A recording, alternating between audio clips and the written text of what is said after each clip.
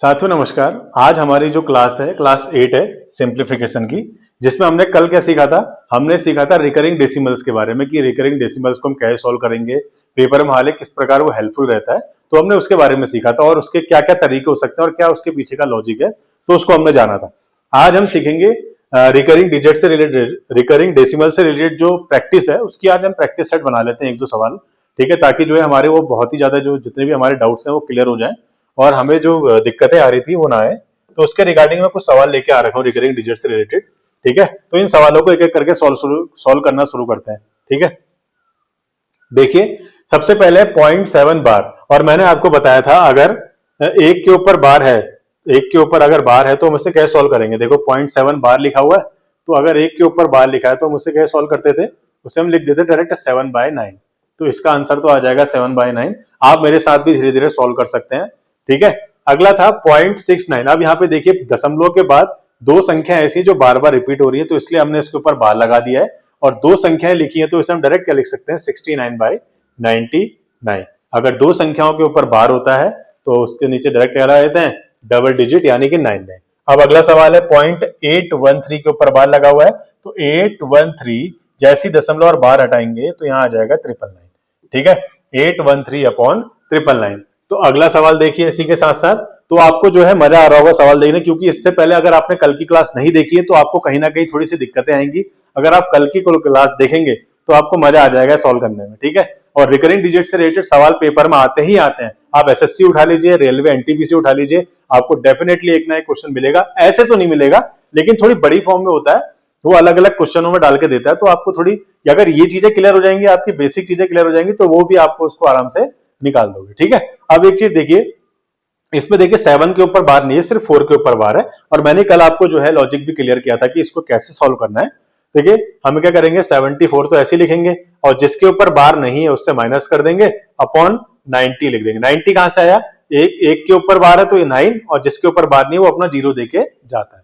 ठीक है, अगला देखिए 687, इसे कैसे लिखेंगे, देखिए 0.687, 87 के ऊपर बार है ना, तो इसे कैसे सॉल्व करेंगे, देखिए 687 माइनस कर देंगे 68 से। क्यों, क्योंकि उसके ऊपर क्या है, बार नहीं है, सॉरी 6 से माइनस करें क्योंकि 87 के ऊपर बार है ना। और ये 99 देगा क्योंकि 2 के ऊपर बार है, और 1 के ऊपर बार नहीं है तो ये 0 देके चले जाएगा। ये इसका आंसर हो जाएगा। ठीक है, अगला है 0.517 बार, यानी कि किसके ऊपर बार है, 7 के ऊपर। तो इसे कैसे करेंगे, जिसके ऊपर बार है ठीक है वो वैसे ही रहेगा, और जिसके ऊपर बार नहीं है उससे हम क्या कर देंगे, माइनस कर देंगे। 51 से माइनस कर देंगे ना। और नीचे देखिए, नीचे क्या आएगा, 7 के ऊपर बार है तो खाली 9, और जिसके ऊपर बार नहीं हो अपने 2 जीरो दे के जाएगा। ठीक है, तो इस प्रकार से इन सवालों को सॉल्व करते हैं। बाकी के सवाल जो है मैं आपके हवाले छोड़ के जा रहा हूं। इन सवालों को आप मुझे कमेंट सेक्शन में करके बताएंगे। अगर कोई भी डाउट्स रहते हैं तो आप मुझे कमेंट सेक्शन के माध्यम से बता सकते हैं कि सर यहाँ पर मुझे थोड़ी दिक्कत आई थी, आप मुझे बता दें। ठीक है, अगला देख लेते हैं। एक सवाल है पेपर में आया था एसएससी के, तो उसमें देख लेते हैं इसको सॉल्व कैसे करेंगे। देखिए 0.1 के ऊपर बार प्लस 0.22 के ऊपर bar into 3 upon cube root में 0.037 के ऊपर। देखिए मैंने बताया ना, पेपर में इस टाइप के सवाल नहीं देगा आपको कि खाली सिंगल सिंगल रूप में नहीं देगा, आपको इस टाइप से देगा कि इतने बड़े की फॉर्म में देगा, ताकि आप थोड़े जो है घबरा जाएं। और ऐसे में घबराना नहीं है, जो घबरा गया सो मर गया।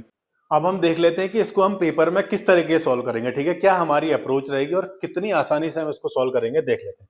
सबसे पहले इसे हम क्या लिखेंगे, देखिए इसे हम लिख लेंगे 11/99 प्लस 22/99, क्योंकि देखिए हर किसी डिजिट के ऊपर बार है, इंटू 3। पहले हम क्या कहते हैं, न्यूमरेटर को सॉल्व कर लेते हैं। ठीक है, तो ये कितना हो जाएगा, देखिए दोनों में डिनोमिनेटर सेम है तो डायरेक्ट जोड़ लेंगे न्यूमरेटर को। कितना हो जाएगा, 33/99 इंटू 3।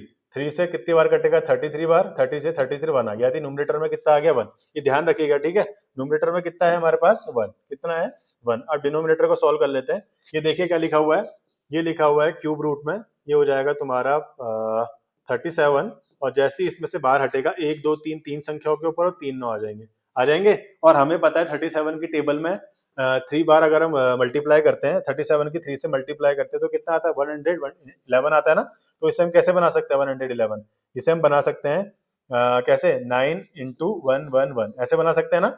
9 इंटू 1 लिख सकते हैं तो डायरेक्ट कट जाएगा 3 बार। तो ये कितना आ जाएगा, क्यूब रूट में 1/27 आ जाएगा। और 27 किसका क्यूब रूट होता है, 3 का, यानी कि 1/3 आ जाएगा। और 3 ऊपर जाएगा तो आंसर कितना आ जाएगा हमारे पास, 3, क्योंकि न्यूमरेटर में कितना था, 1। और नीचे वाली संख्या जो ऊपर जाएगी तो सीधे सीधे न्यूमरेटर में जाएगी और 3 से मल्टीप्लाई 1 की हो जाएगी, आंसर इसका आ जाएगा 3।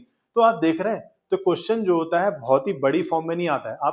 आपको जो अगर लॉजिक पता है कैसे सॉल्व करना है और आपको बस प्रैक्टिस करनी है, जितनी जल्दी आप इन क्वेश्चनों की प्रैक्टिस करेंगे और हर दिन आपको प्रैक्टिस करनी है, ये नहीं सोचना कि मैंने आज करा आप आने वाले 7 दिनों में फिर भूल जाएंगे। तो बेटर है अगर आप धीरे धीरे 2-2 3-3 सवाल ही बनाते हैं तो वो आपके लिए भी बहुत बेहतरीन है। ठीक है, बाकी देख लेते हैं। अगला सवाल क्या है, इसमें बोला गया है what is the value of 8.74 plus 6.47, इन चारों ऑप्शन में से आपको बताना है। देखिए आप चाहें तो डायरेक्ट भी जोड़ सकते हैं, लेकिन डायरेक्ट जोड़ने वाली जो है, डायरेक्ट जोड़ने वाला जो लॉजिक रहेगा वो मैं आपको कल बताऊंगा, कल की वीडियो में आप बने रहिएगा, मैं कल की वीडियो में जरूर बताऊंगा। अभी तो मैं डायरेक्ट आपको इसे सॉल्व करके बताता हूँ फ्रैक्शन वाली वैल्यू, क्योंकि हमें फ्रैक्शन में दे रखा है ना अभी, तो इसे फ्रैक्शन से सॉल्व कर लेते हैं कैसे है। ठीक है, इसे हम कैसे लिखेंगे, देखिए 8 प्लस 0.74 बार प्लस 6 प्लस 0.47 बार। देखिए ऐसे जोड़ने में हमें आसान हो जाएगा ना, हम संख्याओं को तोड़ सकते हैं ना, दशमलव वाली संख्या देखा हम 8.6 लिखा है तो हम इसे ऐसे भी तो लिख सकते हैं 8 प्लस 0.6, बात वही है ना, यही लॉजिक हमने इसमें लगाया है, बस हो गया। ठीक है, अब इसको देखिए अभी हम अभी तक पढ़ते हुए आ रहे हैं ना, इन सवालों को कैसे सॉल्व करना है, तो भाई इसको वैसे सॉल्व कर लीजिए। 8 प्लस ये हो जाएगा तुम्हारा कितना 74 minus 7 upon 90 plus 6 plus 47 minus 4 upon 90। ठीक है, ये हो जाएगा 8 में 6 जोड़ा कितना आ जाएगा 14 आ जाएगा, कितना आ जाएगा 14। इसको हम देख लेते हैं, यहाँ पर लिख लेते हैं 8 में 6 जोड़ा 14 आ गया और यहाँ घटा के देखिए कितना आ गया 67 आ गया प्लस अपॉन 90 प्लस ये हो जाएगा तुम्हारा कितना 43 अपॉन 90 हो जाएगा। अब देखिए इसको कैसे सॉल्व करेंगे, इसको हटा लूं और इसको थोड़ा साइड कर देते हैं, इसको साइड कर देते हैं, आप सॉल्व करते हैं। ठीक है, अब इन दोनों को जोड़ लीजिए क्योंकि इनका डिनोमिनेटर सेम है ना, 7 3 10 6 4 10 11 अपॉन 90 और ये कितना हो जाएगा 14 प्लस ये हो जाएगा, हो गया। इन दोनों को हमने जोड़ लिया ना, अब 0 से 0 कट गया, ये कितना आ जाएगा 14 प्लस 11 अपॉन 9।